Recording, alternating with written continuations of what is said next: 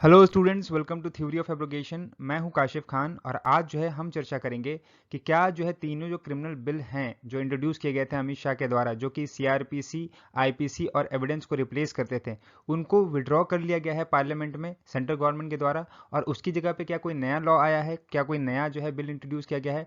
सो क्यों इस बिल को विड्रॉ किया गया है, इसका रीजन जानेंगे और नया बिल जो आएगा उसमें क्या क्या चेंजेस होंगे, वो सारी चीज़ें जो है हम इस वीडियो में डिस्कस करेंगे। तो चलिए वीडियो को शुरू करते हैं। तो सबसे पहले बात करें तो आप सभी को मालूम होगा कि जो हमारे union home minister Amit Shah ji हैं, इन्होंने इंट्रोड्यूस किया था 3 क्रिमिनल बिल, जो कि लोकसभा में 11 अगस्त को।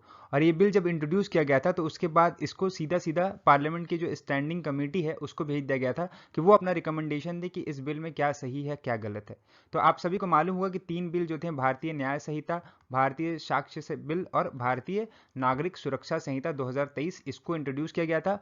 और ये जो सारे बिल हैं ये हमारे जो पुराने लॉज थे जो जो पूरा क्राइम को रेगुलेट करते थे, जैसे कि इंडियन पेनल कोड हो गया, इंडियन एविडेंस एक्ट हो गया, कोड ऑफ क्रिमिनल प्रोसीजर हो गया, इन सारे को रिप्लेस करते थे और इनकी जगह एक नए लॉ की बात करते थे।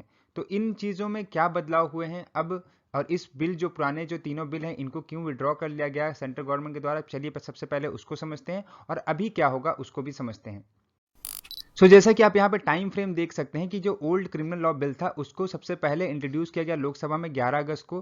फिर वो 11 अगस्त को ही रेफर कर दिया गया स्टैंडिंग कमेटी को, और स्टैंडिंग कमेटी ने अपनी रिपोर्ट जो है वो 10 नवंबर को दी, मतलब कि पिछले महीने ही उन्होंने अपनी रिपोर्ट दी थी। और रिपोर्ट में उन्होंने बहुत सारी चीज़ों को चेंज करने के लिए कहा था। वो चेंजेस क्या क्या थे जिसकी वजह से ये बिल को विड्रॉ कर लिया गया है। तो ये 12 अगस्त यानी कि आज के ही दिन इस बिल को विड्रॉ भी कर लिया गया और आज ही के दिन हमारा नया क्रिमिनल जो बिल है उसको ला दिया गया। जो हमारी स्टैंडिंग कमेटी की तरफ से रिपोर्ट आई थी, उस रिपोर्ट में जो जो चीज़ें सजेस्ट की गई थी उनमें से कुछ चीज़ों को यहाँ पे इनकॉर्पोरेट किया गया है नए बिल में, और इस बिल को फिर से इंट्रोड्यूस किया गया है पार्लियामेंट में।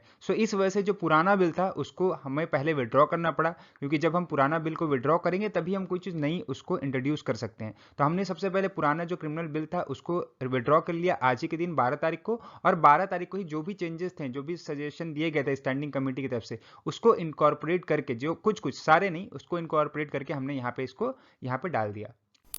बात कर लेते हैं कि क्या रीज़न था विड्रॉल का। तो जैसे कि मैंने आपको बताया कि बहुत सारी चीज़ें हैं जो चेंजेस की बात करती थी स्टैंडिंग कमेटी। तो स्टैंडिंग कमेटी के बहुत सारे जो चेंजेस थे उनको रिकमेंडेशन को जो यहाँ पे लिया गया। बेसिकली यहाँ पे अमित शाह जी का कहना था कि जो ज़्यादातर जो मिस्टेक थे वो ग्रामेटिकल मिस्टेक थे, लेकिन यहाँ पर टोटल अगर हम देखें तो 48 जो है वो चेंजेस की बात करता था, जिसमें कुछ कुछ जो है, जैसे कि हम बात कर लें तो इन्होंने सबसे पहले एडल्ट्री को जो है वो जेंडर न्यूट्रल करके एक फॉर्म में आप यहाँ पे इसको फिर से क्रिमिनलाइज करिए, मतलब कि अब लड़के को भी और लड़की को भी, मतलब मैन जो कि किसी और की वाइफ के साथ कोई सेक्सुअल इंटरकोर्स करता है तो उसको भी लाइबल करो और उस वाइफ को भी लाइबल करो। आपको मालूम होगा कि जो है एडल्ट्री को डीक्रिमिनलाइज कर दिया गया था सुप्रीम कोर्ट के द्वारा 2018 में।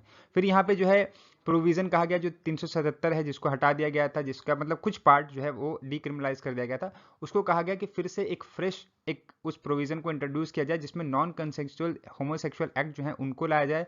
और जैसे कि आपका सोडोमी, बस्टैलिटी या फिर सेक्स विथ जो है चाइल्ड होते हैं उनके साथ जो होता है, तो इन सब चीज़ों को भी इसमें एक मिलाकर एक नया जो है ऑफेंस यहाँ पे बनाया जाए। उसके बाद कुछ कुछ सीआरपीसी में ही बदलाव की बात की गई। सीआरपीसी में कहा गया कि जो डिजिटल एविडेंस है उसके लिए जो है प्रोविजन को रिकमेंड किया गया। और यहाँ पे जो पुलिस की कस्टडी की बात हुई थी, पुलिस कस्टडी की जो 15 दिन से ज़्यादा की बात की गई है नए लॉ में, इसके ऊपर भी इन्होंने अपना कंसर्न जताया है। साथ ही साथ the committee has suggested that the modalities of online FIR be left to the state, मतलब कि स्टेट के ऊपर ही छोड़ देना चाहिए कि स्टेट जो है किस तरीके से एफआईआर का जो ऑनलाइन एफआईआर होगी उसको जो है वो देखेगी, कैसे उसको रेगुलेट करेगी। ये सारे चेंजेस थे बेसिकली जो मेन थे, इसी में से जो है चेंजेस को यहाँ पे कुछ लिया गया है, बाकी कुछ को नहीं लिया गया। और उसके साथ ही जो नया बिल है वो पार्लियामेंट में अमित शाह जी ने आज फिर है इंट्रोड्यूस कर दिया है। अब उस बिल पे चर्चा होगी। उम्मीद करते हैं कि ये जो 22 दिसंबर का लास्ट डे है पार्लियामेंट का जो विंटर सेशन है उसका, उससे पहले पहले ये बिल जो है वहां से पास हो जाएगा। तो आपके आने वाले सिलेबस में आप उम्मीद है कि आप जो है अब नया लॉ पढ़ेंगे, नया क्रिमिनल लॉ, नया सीआरपीसी, नया इंडियन एविडेंस एक्ट और नई आईपीसी आप पढ़ने वाले हैं। स्टूडेंट्स, ये थी आज की हमारी वीडियो। आई होप इस वीडियो में आपको सारी चीज़ें क्लियर हो गई होगी। फिर भी कोई डाउट है तो आप हमें कमेंट बॉक्स में बता सकते हैं, हम आपके डाउट को क्लियर करने की पूरी कोशिश करेंगे। मिलते हैं ऐसी इंफॉर्मेटिव वीडियो के साथ, तब तक के लिए good bye and keep reading.